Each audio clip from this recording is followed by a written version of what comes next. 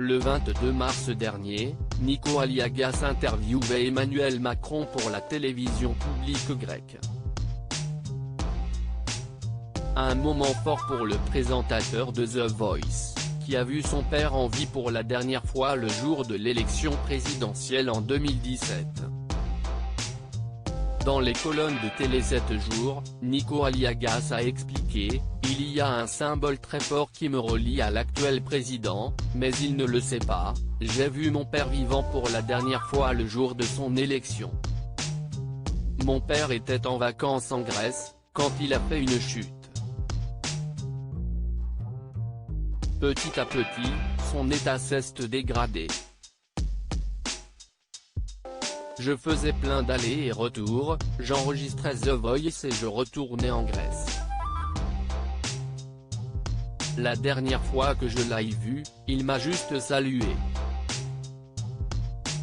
Très affecté par le décès de son père, la star de TF1 a ajouté « La France a un nouveau président, et moi je vois mon père pour la dernière fois, mais je ne le sais pas encore. » Interviewé Emmanuel Macron, en mars dernier, a donc résonné de manière très personnelle en moi.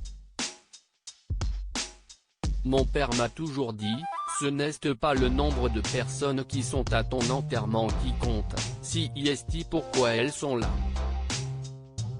Grâce à lui, j'ai vite compris que l'ego que cultive notre métier est un malentendu. Le vrai secret, si est de tout assumer, mais d'être à bonne distance pour ne pas devenir sa pauvre caricature. Le 9 mai 2017, si à l'âge de 78 ans Andrea Aliagas est décédé dans un hôpital de la région d'Athènes en Grèce. En juillet dernier, si pour Télécable Sat que Nico Aliagas confiait, j'ai vécu un deuil. Je ne suis pas le premier, ni le dernier. J'ai reçu des témoignages d'une gentillesse absolue.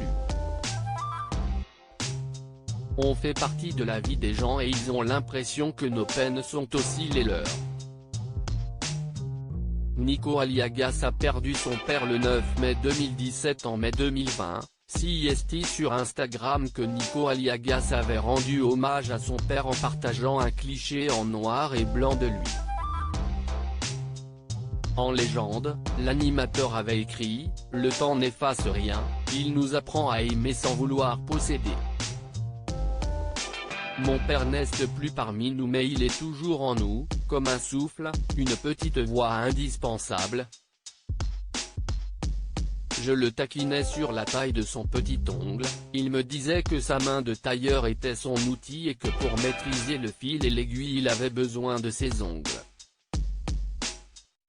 Tout est question d'équilibre dans la maîtrise du geste, disait-il. Je me fous de savoir si est beau pour les autres. Il était comme ça mon père, il ne cherchait pas à plaire, il était lui-même dans toutes circonstances.